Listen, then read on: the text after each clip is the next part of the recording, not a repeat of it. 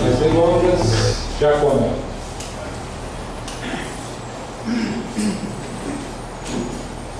Boa noite. Eu já estou quase acostumado com o público paulista. Costumo dizer que na Bahia um boa noite desse vira uma festa. Dentro da boa noite, 5 minutos depois ainda tem gente. Boa noite.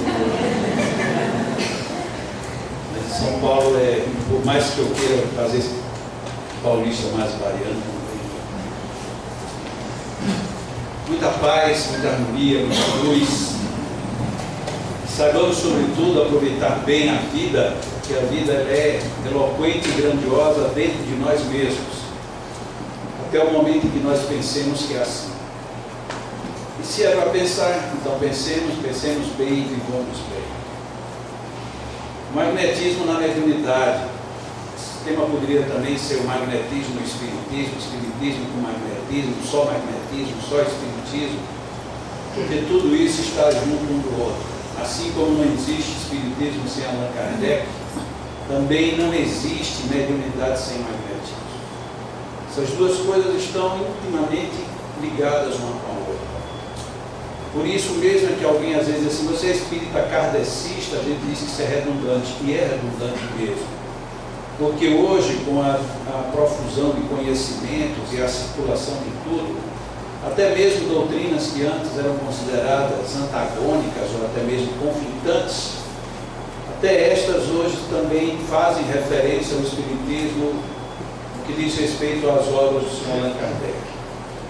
Então, é difícil a gente pensar no espiritismo sem Allan Kardec, como também é difícil imaginar o espiritismo sem mediunidade, sem magnetismo e, portanto, essas duas uma sem a outra. A despeito disso, muitas vezes a gente encontra alguns espíritas e algumas casas espíritas que parece que conseguiram fazer o divórcio de tudo isso. Não foi um divórcio feliz, acho que é um divórcio que vive brigando de uma pendeia terrível. Mas, vamos ver por que nós pensamos assim. Uma primeira grande diferença que existe na vida nossa é que os poderes entre as criaturas são diferentes. Tanto em termos magnéticos, o poder que nós temos de transitar, de absorver, de fazer com que haja circulação de energias e fluidos entre as pessoas. Isto é diferente. Como também o sinal de contato que nós tenhamos com o mundo espiritual. Que algumas vezes pensamos até que isso é um atributo peculiar ao espírita, e não é, isso é a qualquer pessoa. Tanto o espiritismo como a mediunidade, todos dois são dons naturais. E o melhor é que o magnetismo também. E sendo tudo isso lei natural, não é posse de nenhuma religião, de nenhuma seita, de nenhum grupo. O espiritismo apenas se propôs a estudar, levou este assunto mais a sério do que outras religiões que preferiram simplificar ao extremo. Se vem alguma coisa de fora, é do demônio. Se vier dentro dos meus cânones, então é divino. Então a gente tem a comunicação mediúnica, ora de Satanás, ora seria o próprio Deus. Bem se vê que o Satanás é mais poderoso. Mas, no Espiritismo, quando nós estudamos isto, e principalmente dentro da base que Allan Kardec nos deixou, fica bem visível de que os dons são diferentes. Paulo já tinha falado sobre os dons, e ele falava explicitamente sobre esses dons mediúnicos. Então tem pessoas que têm o dom de ver, de falar, de sentir com muito mais segurança do que outros. Da mesma maneira como tem gente que tem facilidade de aprender matemática, o outro prefere aprender história, o outro prefere não aprender coisa nenhuma. São aptidões. Tem pessoas que preferem mais o esporte físico, o outro prefere o esporte do computador. Só desenvolve os músculos dos dedos apertando teclas. São aptidões, são quereres. Mas na realidade nós sabemos que tanto a mediunidade como o magnetismo têm potenciais diferentes. E o que é melhor, todos nós temos os dois. Tanto temos dons mediúnicos como temos dons magnéticos. Só que normalmente quando se fala nisso objetivamente, se prevê que alguém tem um dom mais pronunciado e que, portanto, tem evidências que sinalizam nessa direção. Interessante é que muitas vezes a pessoa não espírita chega numa casa espírita por algum problema e alguém me diz algo que parece que é a maior novidade do mundo: você é médico. E a pessoa sai do centro espírita dizendo: olha, eu sou médico. É como qualquer outra pessoa. Talvez você esteja com a mediunidade melhor destacada num determinado ponto, e na maioria das vezes num ponto desagradável, que é onde você está vendo, ouvindo e sentindo coisas que ninguém vê, nem ouve, nem sente. Isso gera mil comportamentos desagradáveis. Porque tanto o magnetismo como a mediunidade geram campos, geram situações. E a questão é como é que esses campos se manifestam. Eles são estáticos, eles são móveis, eles são de um único tamanho, eles vêm de onde? Vêm dos astros, vêm das estrelas, vêm do nosso próprio universo interior, orgânico, fisiológico, psicológico, emocional, espiritual. De onde vem tudo isso?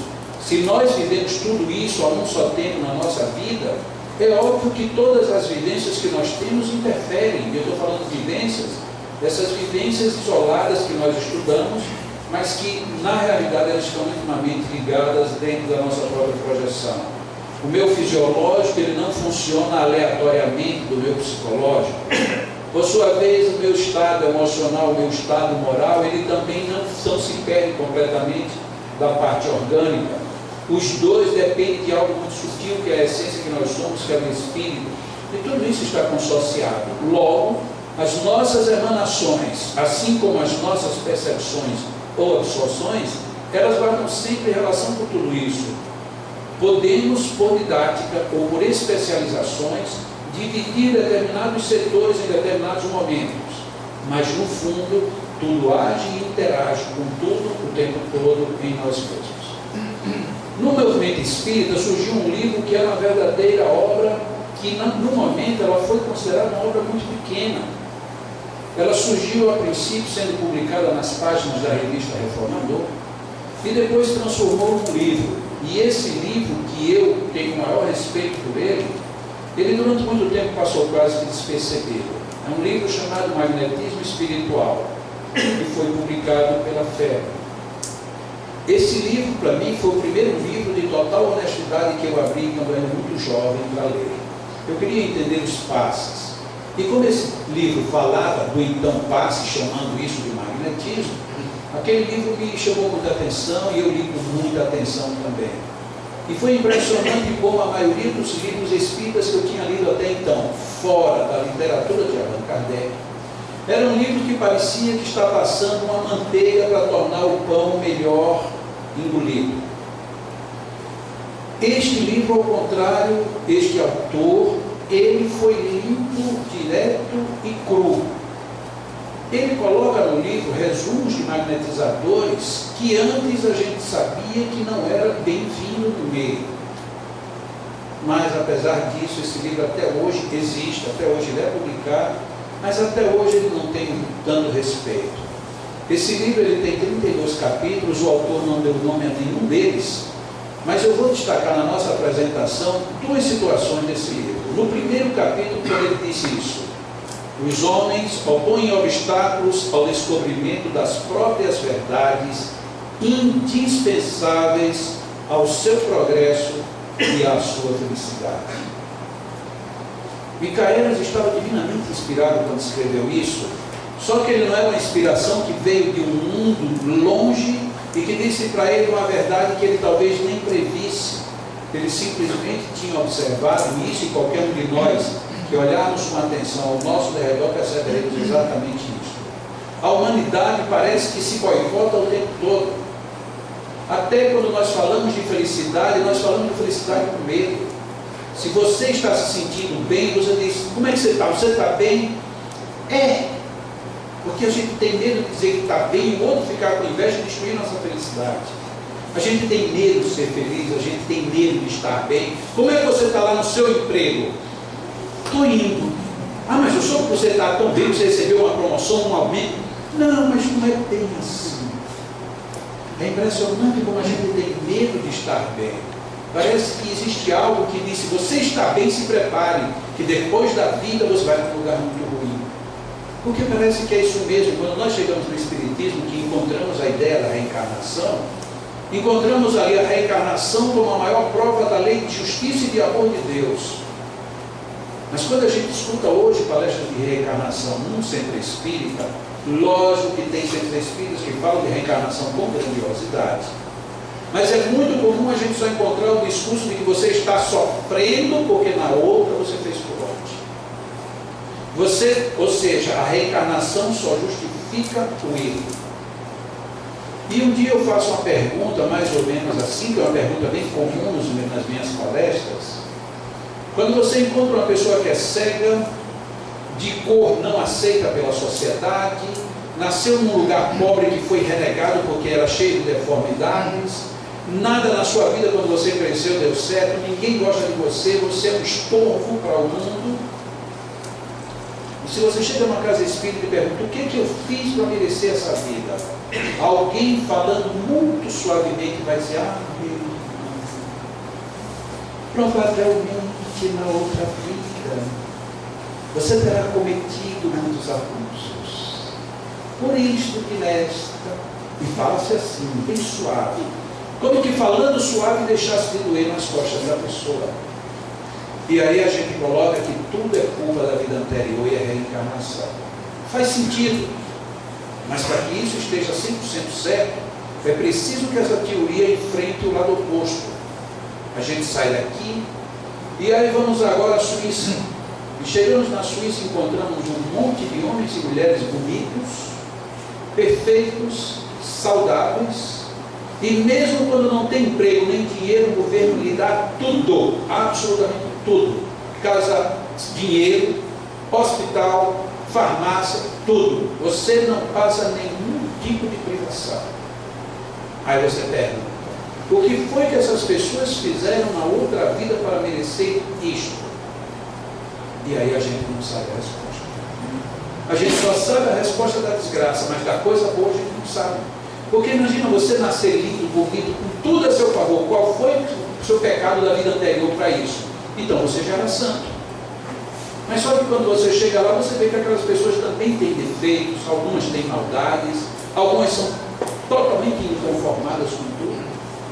Eu já conversei uma vez com uma pessoa, uma norueguesa, e ela me falou assim, disse: olha, vocês são muito felizes. E eu perguntei a ela: por que você tem essa dedução? Olha, primeiro vocês têm calor, vocês têm calor, é porque você nunca foi a São José do Rio Preto na época do verão. Mas deixa para lá. Qualquer coisa foge para Fernandópolis, que é a mesma coisa. Você nunca soube o que é calor, por isso que você está agradecendo a Deus por isso. Ah, porque aqui vocês têm problemas. Sim, e aí? A gente não tem. Eu digo: sim, vocês não têm problema. Pois é, esse é o nosso problema. A gente não tem problema. Então a gente não tem nem do que ficar com raiva. E aí você fica com raiva do que isso. E aí a vida vira um tédio. Porque tudo que você quer ter uma solução pronta. E você não precisa procurar solução para coisa nenhuma. Aqui vocês precisam procurar solução para tudo. Se adoeceu aqui, você tem que dar um jeito para descobrir um hospital que lhe receba. E se lá você nem querendo ir, vem e buscam e lhe levam na marra. Olha que coisa mais sem graça. Eu digo: realmente, é uma desgraça esse seu país. Ou seja, parece que a gente não está no paraíso em lugar nenhum do mundo. E aí, para completar, ela chegou e disse assim: a gente estava conversando lá na Bahia, e na Bahia tem muitas pessoas de pele muito escura. Ela disse: olha quanta gente linda. Eu disse: onde? Porque eu estava olhando para ela, eu estava achando ela linda, e ela estava achando linda, ou seja, até que ela estivesse olhando para mim, o que se justificaria, mas não era bem para mim que ela estava olhando. Ou seja, veja como a gente tem referências esquisitas. Não que a pessoa de pele escura não seja bonita, mas é porque ela estava fazendo um contraponto genérico. E o genérico nosso é exatamente o contrário. Eu tenho uma amiga, inclusive, que ela nem é tão loira, mas o cabelo é. Porque ela gostaria, talvez, de estar morando lá na Suíça, na Suécia. Essas coisas da vida. Mas vamos em frente. No livro A Gênese, Allan Kardec coloca algo muito interessante. O pensamento do encarnado, portanto do vivo, da pessoa que está no corpo, ele atua sobre os fluidos espirituais, e aí depois ele diz que fluidos espirituais não é necessariamente o fluido dos espíritos, mas o fluido mais sutil no qual o mundo espiritual inclusive coabita. Os pensamentos do encarnado, portanto, ele atua sobre os frutos espirituais como o dos desencarnados e se transmite de espírito a espírito pelas mesmas vias, e conforme seja bom ou mal, saneia ou vicia os fluidos ambientes. O que isso tem a ver no nosso contexto de mediunidade e magnetismo? Tem tudo a ver, porque se mediunidade é intercâmbio entre os mundos, e ele aqui está colocando que temos o mundo dos encarnados e dos desencarnados, e que as interferências entre os mundos se dão pelas mesmas vias, significa dizer que eu acesso o mundo espiritual por um canal que é o mesmo que me manda a resposta. Então eu tenho um mecanismo de dupla via, e como encarnado eu posso pensar, quando encarnado estou, eu imagino então por onde é que eu mando a imagem para o mundo espiritual? Genericamente pelo pensamento, pela mente. Mas pela mente como? Ele sai sob forma de raio, sai sob forma de ondas. Como é que saem os pensamentos? Ele sai numa estruturação energética que no meio espírita foi chamado de fluido. Esses fluidos vêm de onde? Daquilo que nós conhecemos como perispírito, que é o elemento que separa ou une o corpo ao espírito. Ora, se o meio é o mesmo, significa dizer que os espíritos, para se comunicarem comigo, eles se utilizam do perispírito da mesma forma como eu, para me comunicar com os espíritos, eu me utilizo do mesmo meio que é o perispírito. Ora, já temos um ponto em comum. O magnetismo, como é que ele atua? Em primeira instância, ele atua da minha estrutura energética, ele se elabora para o campo fluídico, vai para o campo fluídico da pessoa para se reconverter no campo energético. Estou falando campo energético para não dizer apenas campo orgânico, mas para todas as estruturações. Ou seja, estamos falando exatamente do mesmo fenômeno, só que com injunções diferentes. Quando eu estou falando de magnetismo, da minha pessoa para uma outra pessoa encarnada, eu estou falando do meu campo, usando a minha estrutura de perispírito para atingir a sua estrutura de perispírito para chegar no seu campo. E quando é um ato mediúnico, a única diferença é que é um espírito que tem um campo perispiritual também, que ele aciona o campo fluídico vital para atingir o meu, e o processo continua o mesmo. Mas quando a gente começa a estudar a mediunidade, parece que a gente não percebe isso. Acha que o espírito vem de qualquer jeito, toma conta e depois vai embora. E a gente fica sem saber por onde ele entrou, por onde ele saiu. Daí tem tanta gente que fica pensando até, por exemplo, tem algumas criaturas que acham que quando um espírito entra na gente, esse entra aqui entre aspas, acha que entra pelo nariz. Porque a pessoa está aqui sossegada, e de repente vai... Porque ela faz aquilo, aí o espírito baixa. Então parece até que é pelas narinas que o espírito entra. Mas se fosse assim, era só na hora H, segura um pouquinho o nariz e não entra ninguém. Mas vamos sim. No livro dos médiuns, no item 174, Allan Kardec fala de um assunto que o meio espírita tenta desconhecer a qualquer preço: sonambulismo.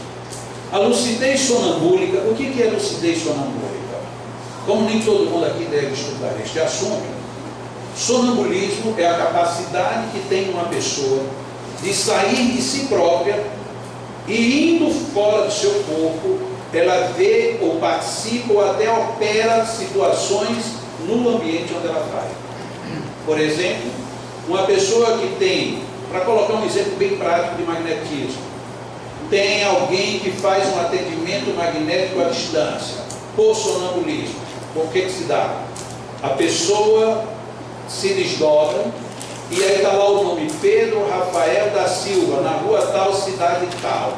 Ele vai naquele lugar, encontra a pessoa, se ela está em sintonia, inclusive pode até descrever, está vestido, está deitado, está em pé, não está no ambiente. E foi visto isso. Não foi nenhum espírito que lhe disse, simplesmente a pessoa foi lá, voltou e trouxe a informação. O sonambulismo lúcido é este que você tem toda essa precisão. Porque existe o estado sonambúlico que você vai, mas você não tem precisão das informações. E Allan Kardec então discute que a lucidez sonambúlica é uma faculdade que se radica no organismo e que independe em absoluto da elevação moral. da elevação, do adiantamento e mesmo do estado moral do indivíduo. E isso às vezes deixa a gente no meio espírito empolvorosa, porque a gente acha que todo mundo, para ter uma belíssima faculdade, ela tem que primeiro ter moral, adestramento, segurança. Allan Kardec aqui desmonta tudo. E ainda bem que foi ele, porque se esse texto fosse meu, talvez Adalberto já mandasse eu encerrar a palestra aqui agora e já me mandava embora. Ele não faria isso porque ele é um cara muito educado, mas ele depois, na próxima reunião, ele disse: olha, aquilo que aquele moço disse aqui, a gente vai ter que reconsiderar. Mas voltemos para Allan Kardec. Allan Kardec coloca o contraponto da história. A assistência, então, de outro espírito pode suprir-me as deficiências. Ou seja, eu posso ter deficiências e vem um espírito me suprir as deficiências. É muito clássico o caso em que às vezes nós temos um sonâmbulo em que ele se propõe a trabalhar com curas, só que ele não cura, ele é um excelente diagnosticador. Ele vai até a pessoa e diz: a pessoa está com este problema. E o magnetizador que o opera pergunta: e como é que a gente resolve isso? Ele diz: eu não sei, mas tem um doutor aqui que eu vou perguntar a ele. Na hora que começa este fenômeno, o sonambulismo deixa de ser magnético e passa a ser sonambulismo mediúnico. E aí a gente vê o mesmo fenômeno utilizando as duas vertentes, magnética e mediúnica.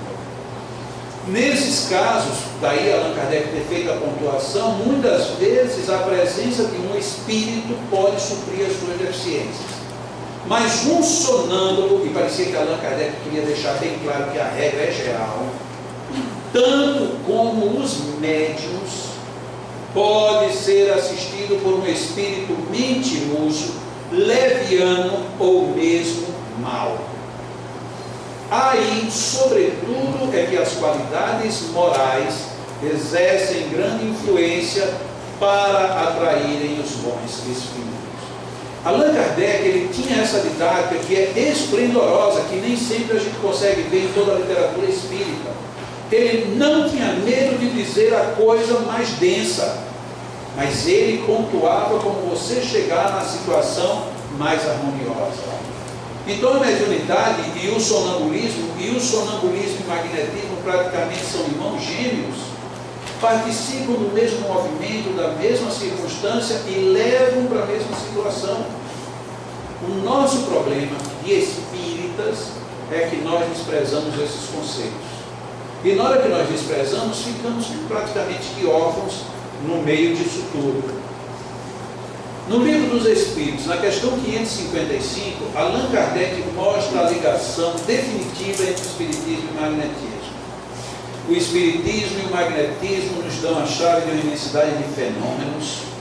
Nessa imensidade de fenômenos estão todos os fenômenos, sobre os quais a ignorância desceu sem cura de fábulas, que isso até hoje acontece. Quando acontece qualquer coisa que a gente acha estranha, diz: ah, isso aí, e aí a gente inventa qualquer hipótese. E nesses casos, eles se apresentam exagerados pela imaginação. O conhecimento lúcido dessas duas ciências, espiritismo e magnetismo, que a bem dizer formam uma única, portanto espiritismo e magnetismo é uma só ciência, mostrando a realidade das coisas e suas verdadeiras causas, constitui o melhor preservativo contra as ideias supersticiosas, porque revela o que é possível e o que é impossível, o que está nas leis da natureza e o que não passa de ridícula crendice. Então Allan Kardec jogou pesado, disse que espiritismo e magnetismo são a mesma coisa, e nós dizemos: mas ele está falando que é a mesma coisa como ciência. E o instrumento científico que o Sr. Allan Kardec encontrou, portanto espiritismo tem ele implícito, são mediunidade e magnetismo. Mas a gente não quer ver isso, e não querendo ver, a gente fica o tempo todo nesse mundo que ele chamou lá embaixo. Nós ficamos cheios de ridículas crendices, que é praticamente uma situação, no mínimo incômoda para o movimento espírita, perceber que nós temos muitas crenças ridículas e que a gente não sabe onde é que isso vai dar um dia. Tem tanta gente que acha que se ficar descalço fica mais fácil o contato com o mundo espiritual.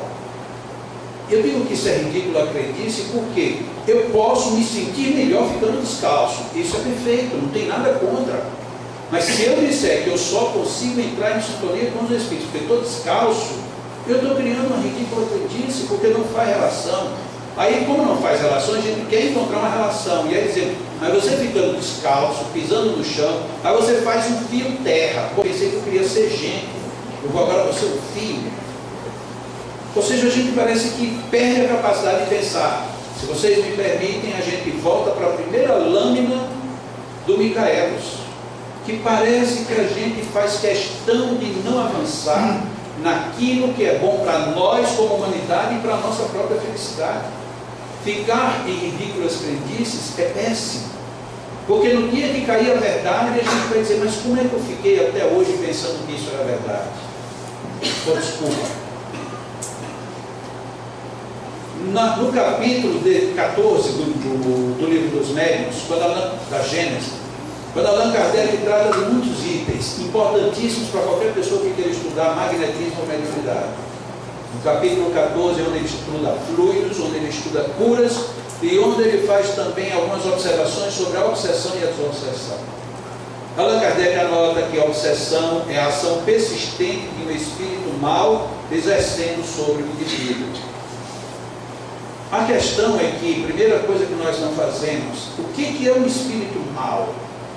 A gente sempre imagina que o espírito mau é aquele que quer me agarrar a goela, é aquele que quer me dar uma pancada, é o que quer colocar o pé para que eu tropece e caia.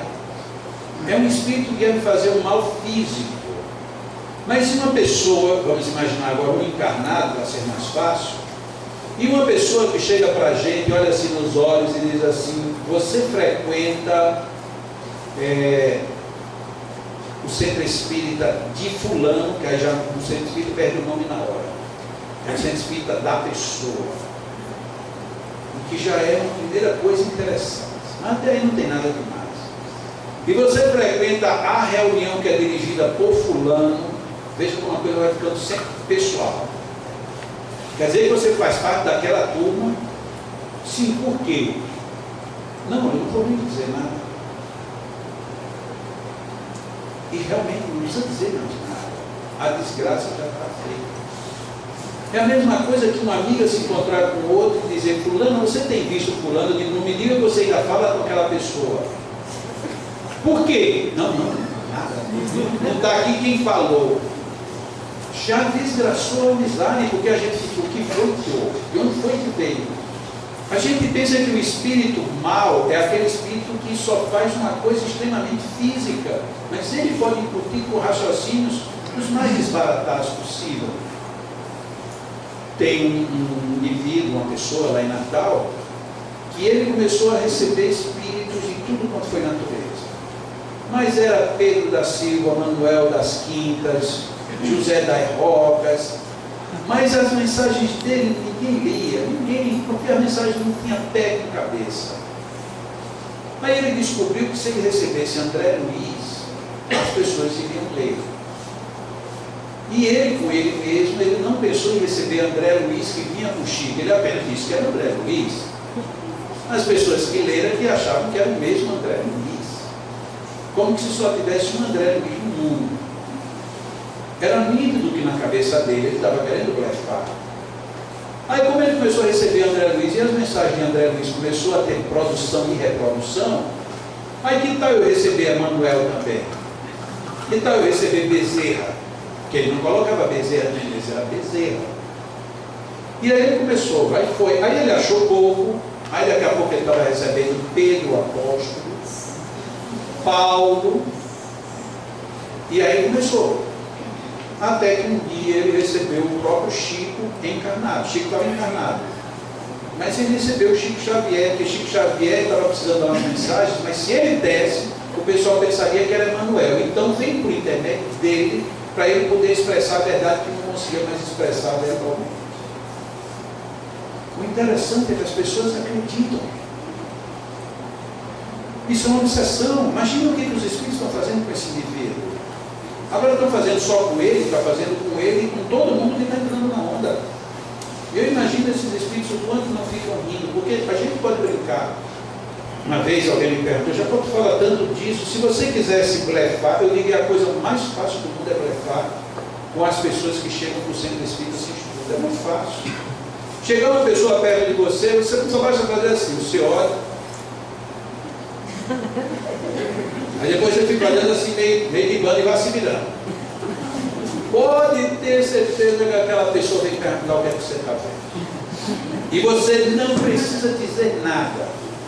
Não, mas eu não estou vendo nada. Não, mas você está olhando para mim esquisito. Não é. É melhor você nem saber. Pronto. Se eu fizer isso com 5 pessoas numa única sessão, no outro dia já tem uma fila. E se for aqui em São Paulo que gosta de fila, então... Porque as pessoas querem o sobrenatural. E as pessoas vão e dizem, eu gostaria tanto que a minha mãe... Pois é. E como é que está a minha mãe? Está, né? E a gente blefa. Eu estou sendo mal quando eu faço isso. E se eu estou fazendo isso por influência de um espírito, é um espírito mau. E agora o espírito vai ficar dizendo, faz de novo, faz com aquela pessoa e com aquela outra. Meu pai tinha uma brincadeira que ele gostava de ler mãos. Papai era um excelente leitor de mãos. Quando as pessoas chegavam lá em casa, tinha uma biblioteca, tinha umas 15 ou 20 livros só sobre quiromancia. Quando alguém chegava lá e ele conversava lá bastante, ele ficava olhando para a mão de mulher, bem entendido. E ele olhava para as mãos, até que a pessoa perguntava alguma coisa, deixa eu olhar aqui a sua mão. Ele pegava, olhava a mão assim, sério.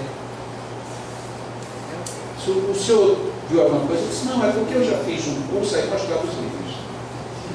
Ele nunca abriu nenhum livro da vida. Nunca fez curso em canto nenhum.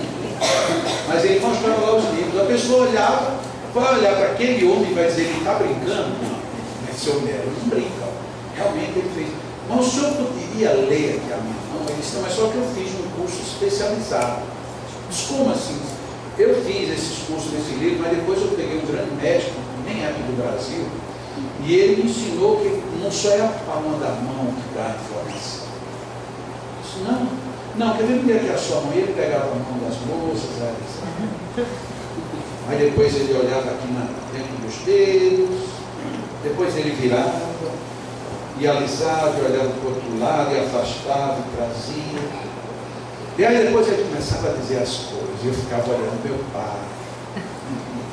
Aí até que um dia, eu com um casal de filhos, a minha filha com 7 anos, e o menino com 5. E a gente chegou lá no apartamento.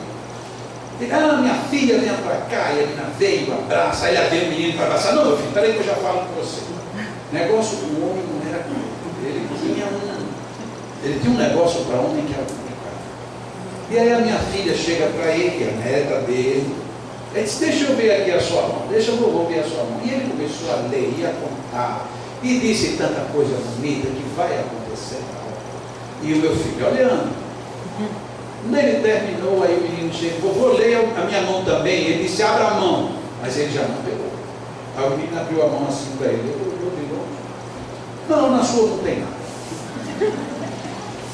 O espírito mal, lógico que o papai estava fazendo isso de brincadeira, e depois lá no final ele dizia que era tudo brincadeira, que ele nunca tinha feito, mas ele fazia a onda, que era um negócio impressionante. Um espírito mal, ele pode fazer isso de maldade. Porque se nós encarnados podemos fazer essa coisa sem agredir ninguém, entretanto criando situações extremamente complicadas, por que não um espírito? E olha bem então o que é que ele diz. É a obstinação persistente de um espírito mau sobre uma determinada pessoa. Apresenta caracteres muito diferentes, que vão desde uma influência moral simples, sem perceptíveis sinais exteriores, até a perturbação completa do organismo e das faculdades mentais. Ele oblitera todas as faculdades mediúnicas, ou seja, seria o caso mais grave de uma obsessão. Então o Espírito pode estar atuando em nós e nós nem mesmo percebemos. Ele vai mudando a nossa maneira de pensar, de agir, de interagir. Não quer dizer que eu mudar de pensar, eu estou obsidiado. Porque se fosse assim, todo adolescente era obsidiado. E não é. Mas muitas vezes nós estamos sendo levados por espíritos maus, mas que não são aqueles maus violentos, são os maus tranquilos. Na mediunidade audiente e psicográfica, aquela em que o médium ouve, que o médium escreve, normalmente é visto que a pessoa, quando está sob essa influência desses espíritos, ela fica obstinadamente querendo se manifestar e não deixa que nenhum outro se manifeste. Então, muitas vezes é o mesmo espírito. No caso daquele rapaz que eu falei, ele recebia André Luiz, Paulo, Pedro, todo mundo, mas todas as mensagens eram exatamente iguais. Eram iguais àquelas primeiras que ninguém ouvia, que ninguém lia. Portanto, era tudo o mesmo espírito, blefando o tempo inteiro e fazendo dele joguete. Assim como as enfermidades resultam das imperfeições físicas que tornam o corpo acessível às perniciosas influências exteriores, a obsessão decorre sempre de uma imperfeição moral que dá ascendência ao espírito humano. Então aqui Allan Kardec coloca uma questão: a nossa situação moral guarda uma relação muito estreita com a influência fluídica, com a influência espiritual. A uma causa física opõe-se uma força física, a uma causa moral, preciso se contrapõe uma força moral. Allan Kardec diz: se você tem um problema físico, tem que ter um tratamento físico. Se você tem um problema moral, tem que ter alguém que resolva o problema moral. Para preservá-lo das enfermidades, fortifica-se o corpo. Para garanti-la contra a obsessão, tem-se que se fortalecer a alma, donde para o obsidiado a necessidade de trabalhar para se melhorar a si próprio, porque mais das vezes basta para livrá-lo do obsessor sem o socorro de terceiros. Normalmente a gente diz que toda pessoa que é alcoólatra, ela está sob envolvimento espiritual também. Alguém que tem um espírito obsessor que gosta de álcool, se a pessoa deixar de beber, o que esse espírito vai fazer? Ele vai ter que ir embora, porque ele não vai ter mais nenhum de buscar essas emanações naquela pessoa. Mas aí o que acontece? Eu quero que tire o espírito, mas parar de beber eu não quero. E aí fica a porta aberta para a falha que está dando ensejo que o espírito se manifesta. Mas aqui ele continua: é necessário este socorro quando a obsessão degenera em subjugação e em possessão, porque nesse caso o paciente não raro perde a vontade e o livre-arbítrio.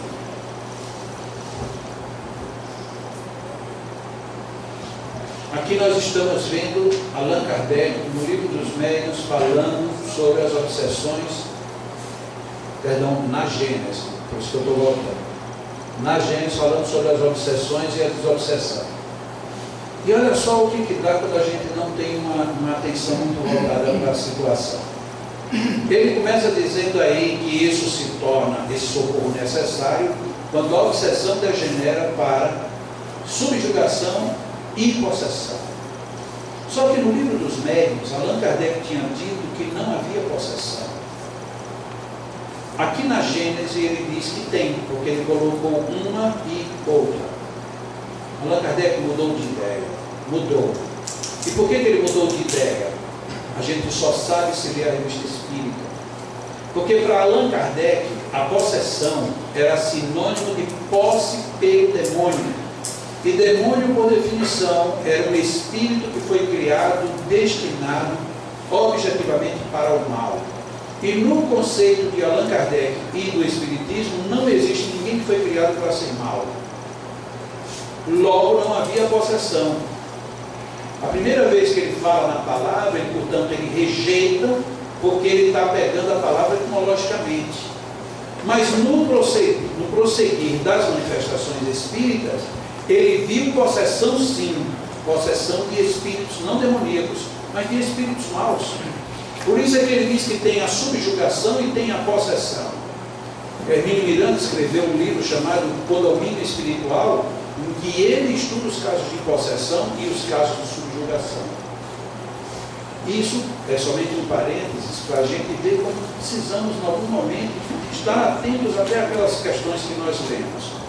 O que acontece nessa situação? Por meio de uma ação idêntica do médium curador, nos casos de enfermidade, preciso se faz expelir o fluido mal com o auxílio de um fluido melhor. Como é que se faz mudança fluídica numa pessoa? Através de magnetismo. Então está aqui, no âmbito da questão mediúnica, que são as obsessões e as desobsessões, Allan Kardec vem trazer de novo o magnetismo aí inserido. Muitas vezes na casa espírita a gente quer tratar os obsidiados apenas tratando moralmente o espírito, mas se ele for embora e a fonte ficar sem energia, sem fluidos, e ainda não tiver a mudança moral, o processo não vai terminar nunca.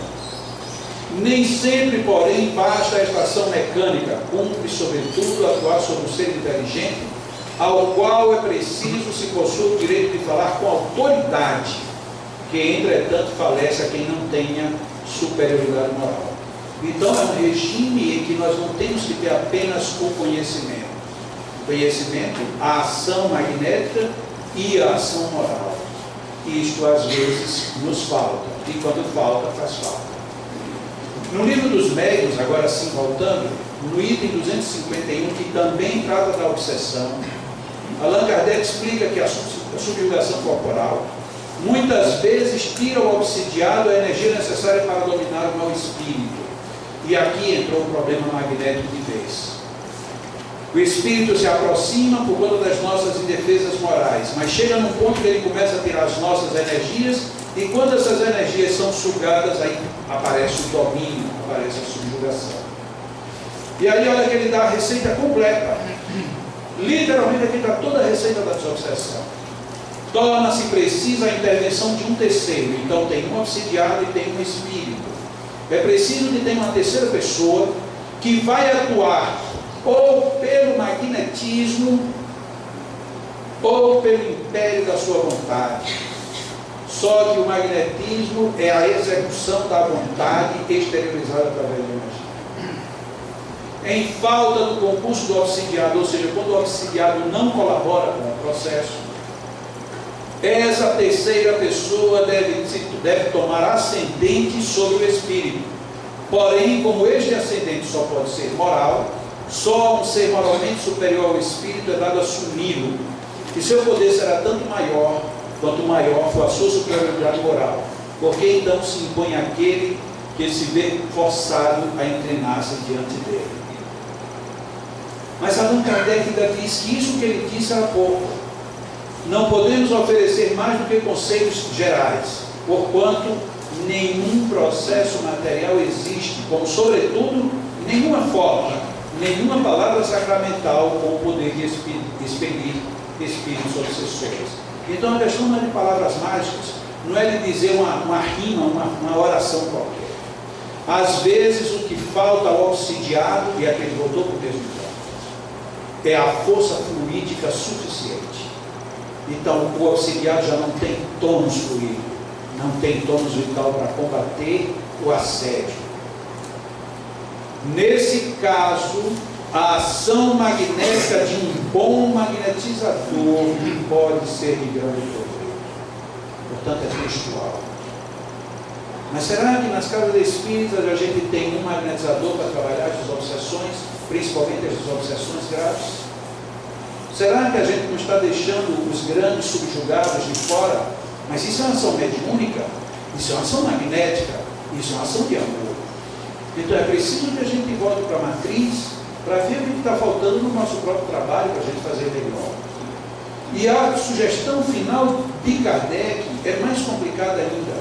Contudo, é sempre conveniente procurar, por um médium de confiança, os conselhos de um espírito superior ou do anjo guardião. Mas é tão simples convidar um espírito superior para lhe dar um conselho. É tão simples convidar o anjo protetor do próprio paciente. Eu não sei se é simples ou se é difícil, mas por que a gente não faz isso? A gente não faz, a gente quer que alguém venha dizer de algum jeito. Lógico que eu não estou falando aqui para o grande público, talvez eu esteja falando aqui mais diretamente para quem trabalha nesse plano. Ou a gente tem consciência de que existe uma fórmula segura, tem outras fórmulas boas, mas essa não segura. Mas é preciso que a gente tenha um bom magnetizador, tenha um bom dialogador com moral, não é só com cultura, e tem que ter um médium de confiança para a gente poder ouvir espíritos superiores, ou então o anjo da guarda do próprio obsidiário. A questão é que para montar uma estrutura dessa dá trabalho. Onde é que eu tenho um médium de confiança? Onde é que eu encontro alguém que tem a moral para evocar um espírito superior? Onde é que eu tenho estrutura moral suficiente para discutir como um espírito que está querendo se vingar de quem está encarnado? E onde é que eu tenho um magnetizador que não interfere no processo? Ou seja, Allan Kardec deu a forma, começo, meio e fim. Ele colocou didaticamente um problema todo equacionado. Cabe nós entendermos que não existe mediunidade sem magnetismo, inclusive para tratar desses problemas que são tão complexos e que, infelizmente, a medicina não dá conta, porque não é da certo.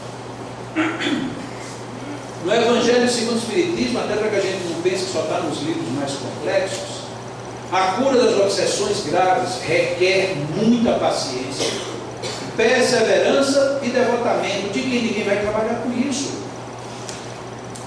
Exige também tato e habilidade, a fim de encaminhar para o bem espíritos muitas vezes perversos, endurecidos e astuciosos, porquanto há os rebeldes ao extremo. Na maioria dos casos, temos de nos guiar pelas circunstâncias. Portanto, mesmo a gente tendo todo o caminho, tem situações inusitadas. Qualquer que seja, porém, o caráter do espírito, nada se obtém. É isto um fato incontestável, pelo constrangimento ou pela ameaça. Portanto, tem que ser diálogo moral mesmo. E aí, para não deixar de fora, olha o que Allan Kardec completa. A obsessão muito prolongada pode ocasionar desordens patológicas, portanto, doenças, e reclama, por vezes, tratamento simultâneo ou consecutivo, quer magnético, quer médico, para restabelecer a saúde do organismo. Como é que a gente trabalha a mediunidade sem magnetismo? Eu não entendo. Destruída a causa, resta combater os efeitos. Então a causa está destruída. Já levamos moralmente o espírito, já ouvimos o espírito superior ou o anjo da guarda, já modificamos as estruturas psicológicas do paciente, mas ainda tem os problemas físicos, patológicos a serem resolvidos. Muitos deles não dispensam ajuda médica, além da necessidade magnética. Mas se a gente não tem magnetismo na casa espírita, como é que fica? Os espíritos, para não ficar dúvida, voltando para o livro dos médiuns, quando eles explicam como é que os espíritos vivem no mundo espiritual, ele coloca no resumo final do capítulo esta situação. A teoria que os espíritos deram fornece a solução de um fato bem conhecido em magnetismo, o da água magnetizada, mas que é inexplicado até hoje. As mudanças da propriedade da água por efeito do magnetismo. Até o tempo de Kardec, ninguém sabia como era que se dava, só sabia que era a por ação da vontade. Aí é dito aqui, e isso inclusive é confirmado depois por um espírito em o próprio livro dos médiuns. O espírito atuante é o do magnetizador, ou seja, quem magnetiza a água é um encarnado, não são os espíritos. Tem muitas casas espíritas que se tremem nas bases. Quando descobrem que quem está dizendo isso é Allan Kardec, não eu. Aí a gente diz, mas os espíritos poderiam juntar um monte de fluidos e colocar. Poderiam, mas seria muito mais cômodo ter um magnetizador que já colocasse um fluido e os espíritos só iriam fazer a distribuição. Como se percebe, aquela primeira frase de Micaelos é extremamente atual. Na realidade, a gente parece que está boicotando a nossa probabilidade de crescimento e de felicidade. Então, eu magnetizo a água, quase sempre assistido por um outro espírito. Ele diz até que nem sempre tem uma garantia de que tem um espírito. Então, quem tem que magnetizar é alguém encarnado. E esse alguém encarnado tem que ter magnetismo de esterilização, portanto tem que ser um magnetizador. Este homem, este magnetizador, opera uma transmutação por meio do fluido magnético. E aí Allan Kardec, didático como sempre, ele sai do específico e vai para o genérico. Desde que ele pode operar uma modificação nas propriedades da água, pode também produzir um fenômeno análogo com os fluidos do organismo, onde o efeito curativo da ação magnética convenientemente dirigida. Ou seja, da mesma maneira que eu posso modificar as moléculas da água, eu posso atuar nas moléculas do teu corpo. E naquela época, Allan Kardec nem sabia que no nosso corpo tem mais de 70% de líquidos. Então nós podemos. E está dito aqui lá no começo, o espírito atuante é o do homem. Então nós podemos curar-nos uns aos outros. Para isso a gente precisa acreditar, estudar, se preparar, e os espíritos então vêm nos ajudar. O problema é que a gente está na equação inversa. A gente quer que os espíritos venham e façam, depois a gente vai ver se a gente ainda precisa fazer mais alguma coisa. E aí não fechamos nunca a situação. Na mediunidade curadora, que é uma outra circunstância, Allan Kardec estabelece que este gênero de mediunidade, a de cura, consiste principalmente no dom que possuem certas pessoas de curar pelo simples toque. É comum isso, né? Alguém tocou na gente e a gente fica curado. Pelo olhar a gente sabe que tem muita gente que se apaixona uma pela outra, mas curar é distante. Mesmo por um gesto, sem o concurso de qualquer medicação. Isto é o que ele está falando de mediunidade curadora. Dir-se-á sem dúvida que isso mais não é do que magnetismo. Evidentemente, o fluido magnético desempenha aí importante papel. Porém, quem examina cuidadosamente o fenômeno sem dificuldade reconhece que há mais alguma coisa. E essa mais alguma coisa, sim, aí é a ação dos espíritos. Mas onde é que entra a ação dos espíritos? No meu poder de fazer a emissão energética, ou de transmitir um jato energético do mundo espiritual sem contaminá-lo. E aí os espíritos atuam.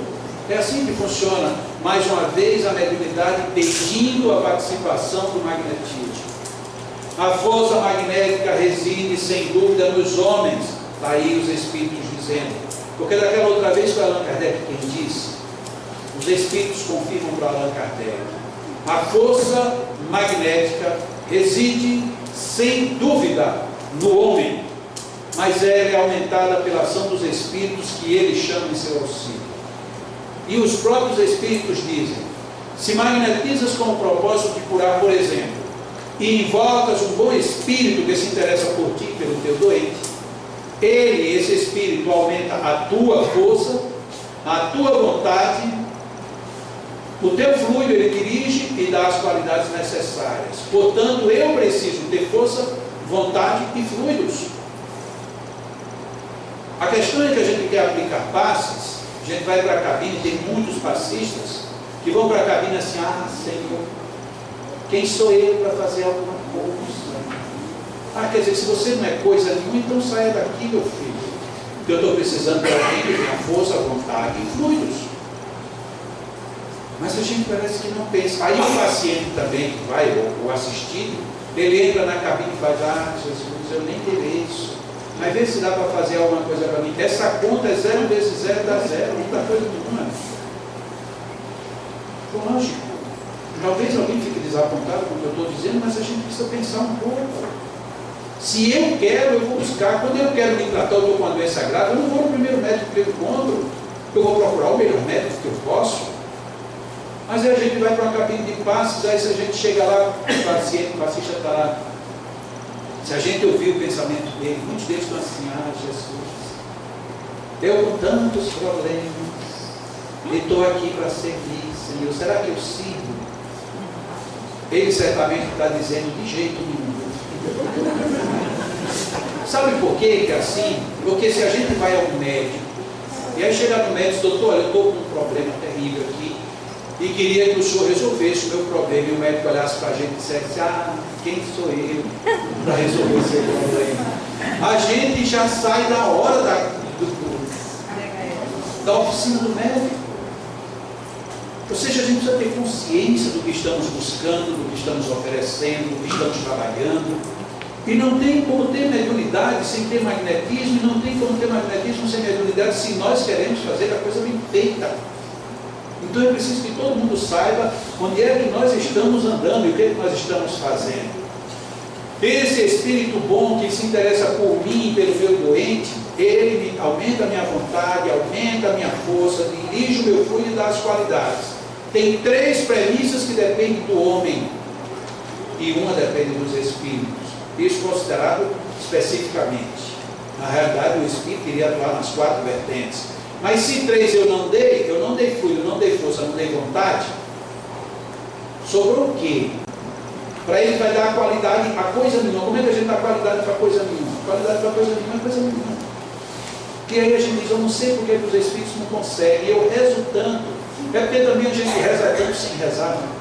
A gente reza, diz, vamos fazer a reza agora aqui, porque deu o intervalo da novela, no intervalo dá para a gente fazer a oração. Olha que sintonia perfeita. A gente vai rezar, não, peraí, que a gente vai rezar, bora rezar aqui, enquanto não começa, porque se recomeçar a prece tem que terminar antes. Então a gente não está sintonizado na prece, a gente está sintonizado na pressa, e aí não funciona.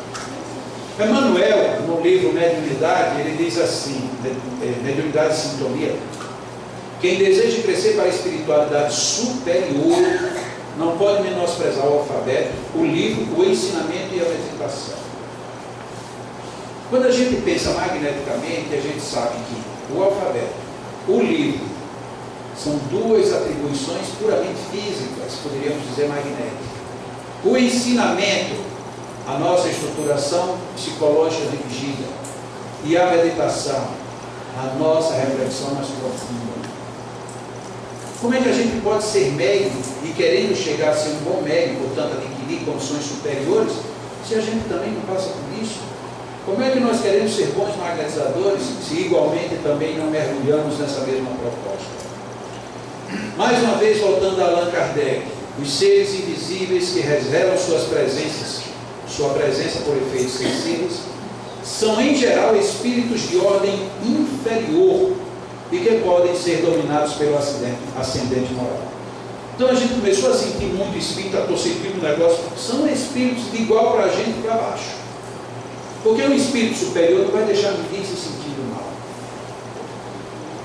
A aquisição deste ascendente é o que se deve procurar. Para alcançá-lo, preciso é que o indivíduo passe do estado de médium natural ao de médium voluntário. O que Allan Kardec quis dizer? Tem muita gente que diz assim, nossa, eu estou aqui, estou começando a ver agora. Aí daqui a pouco não vê. Aí eu estou me arrepiando, depois não se arrepia. Aí começa a ter arrepios, visões, sensações nos locais e nos horários mais inconvenientes do mundo. Isto é o que nós chamamos de mediunidade natural, descontrolada. Como é que você controla? Fazendo com que essa mediunidade ela seja voluntária. Decida-se por educá-la, por direcioná-la, por utilizá-la. O nosso defeito é que a gente sempre quer utilizá-la apenas em reunião mediúnica. Mas eu posso ser médium sem nunca ter sido espírita, sem nunca ter entrado numa seita espírita. Essas potências eu vou começar a peraí, eu não vou mandar me arrepiando aqui para tudo quanto é lado, porque isso vai ficar bem para mim. E depois agora eu estou me dando um ímpeto de falar, e eu vou falar, e vou falar, e vou falar. Sim, mas você está num ônibus, o ônibus está lotado, você vai falar o quê? Aí eu não sei, porque eu estou com vontade de nome de falar, todo mundo vai olhar para você, vai olhar espantado. Então você vai ter que aprender, você vai ter que controlar isso, ainda que você não seja espírita. Porque senão você vai para um psiquiatra, ele vai mandar braço de remédio para você. E o pior, aí é que você vai ver mesmo que você não quer ver. Até que um dia alguém vai dizer, eu tenho que ser qual médico, que ele perguntar, você está ouvindo vozes, você fica imudo. Você está me ouvindo? Você diz, o senhor, estou. O senhor estava perguntando se eu estou ouvindo vozes. Não, eu estou perguntando aquelas outras vozes. Deixei de ouvir faz tempo. E aquelas visões também não vejo mais nada. Aí você dá uma risada. E você está rindo por quê? Porque eu estou me lembrando do tempo passado. É não, porque tem um livro dentro assim. Só que ele não pode dizer. Porque não é um medicamento que vai tirar um dor mediúnico. Agora, também o descontrole, você não querer dar uso para esse jeito, também não vai resolver. Então você tem que sair. O interessante é que Allan Kardec faz uma fonte de novo com o magnetismo. O sonambulismo natural cessa geralmente quando substituído pelo sonambulismo magnético. Tem muita gente que tem sonambulismo natural. De repente está aqui, nossa, eu tive a impressão que eu fui lá no Piauí e voltei. Aí de repente uma pessoa lá no Piauí diz assim, nossa, parece que Chapéu veio aqui agora e desapareceu. Quando a gente chega a informação, vai ver que realmente eu fui. E de repente eu começo a escapar. Tem gente que fica escapando porque tudo e não consegue controlar. Sonambulismo natural. Vá para uma cabine magnética e receba magnetismo para ter uma educação disso e você sai da crise. Aí vem a triste pergunta: e onde é que eu posso receber um passe para educar sonambulismo magnético? Raríssimos lugares tem. Raríssimos. Por quê? Porque nós desprezamos esse conhecimento. Nós jogamos tudo isso fora. De quem é a culpa? Dos espíritas. Os do passado têm culpa, mas os do presente têm a mesma culpa porque também não estão indo rever. Tem uma pessoa no Brasil, lá em Aracaju, Adilson Mota de Santana, que ele já vem há uns bons anos se dedicando só ao sonambulismo. Adilson já descobriu coisas que já eram conhecidas, mas que apagou-se no tempo. Ele está descobrindo coisas esplendorosas no sonambulismo. E de uma maneira extremamente fácil de se lidar. Agora, com seriedade. Mas a gente parece que não quer. Volto de novo para a mesma frase do Micaelos. Nós estamos trabalhando contra nós mesmos, contra a nossa felicidade. E aí está resumido: não se suprime a faculdade que tem a alma de emancipar-se. Dá-se-lhe outra diretriz. O mesmo acontece com a faculdade mediúnica. Fica a pergunta: será que a gente está trabalhando essa faculdade mediúnica a si mesmo? O magnetismo e o espiritismo são, com efeito, duas ciências gêmeas, que se completam e se explicam uma pela outra, e das quais aquela das duas que não quiser se imobilizar não pode chegar ao seu complemento sem se apoiar sobre a sua congênere. Isoladas uma da outra, elas se detêm em um impasse. Elas são reciprocamente como a física e a química, a anatomia e a fisiologia. Este texto está aqui porque quando a gente coloca aqui na questão 555 do Livro dos Espíritos, Allan Kardec diz que as duas ciências, a mesma ciência, as duas. Quando em março de 1858 ele disse que as duas ciências eram ciências idênticas, algumas pessoas disseram, mas se ele mudou de ideia? Ele não teve tempo de mudar de ideia, porque isso ele publicou em janeiro de 1869, e 2 meses depois ele desencarnou. Então Allan Kardec desencarnou sabendo que o magnetismo estava intrinsecamente ligado ao espiritismo e, portanto, aos fenômenos mediúnicos.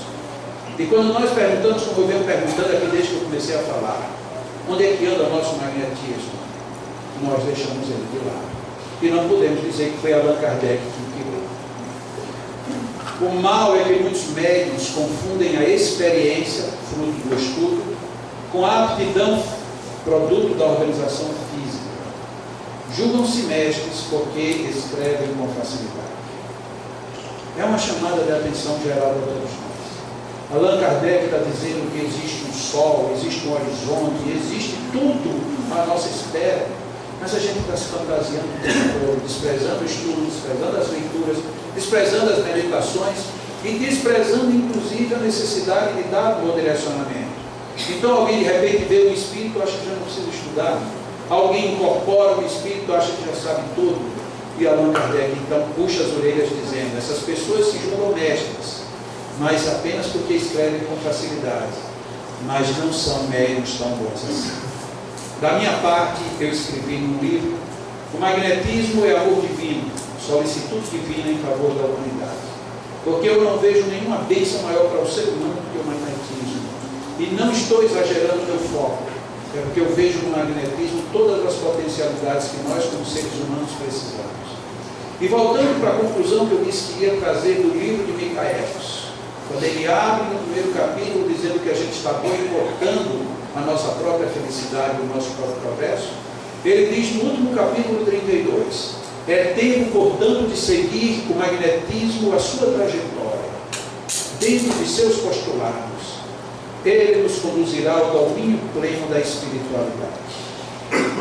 Será que a gente precisa mais do que isso? Cabe a nós fazermos essa diferença. Peço desculpas ao público se por acaso em alguns momentos eu fui excessivamente técnico, Mas é que seria quase que impossível falar desse tema sem dar um pouco da gravidade dele. Porque as pessoas que não são espíritas, ou que conhecem o espiritismo muito superficialmente, saberão, depois de pensar um pouco nesses textos, que existe algo maior, existe algo mais claro, existe algo mais forte dentro do espiritismo. E se eventualmente alguma pessoa está me enchendo de balelas, está me enchendo de figuras, de firulas, isso não passa de ideias supersticiosas, de excessos de imaginação ou de ridículas crendices. O espiritismo não é afeito a crendices. O espiritismo não abre espaço para que a gente fique se perdendo entre nós mesmos.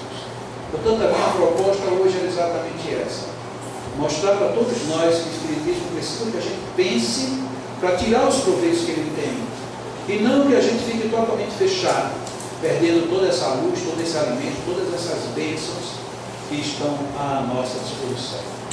Quero agradecer de coração a Solange e ao Adalberto, principalmente eles dois, por terem me convidado, por terem me recebido, por terem aberto esse espaço.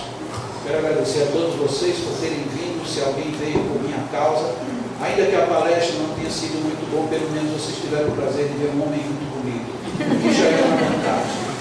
E se mesmo assim não concordarem comigo, vocês não sabem o que estão perto.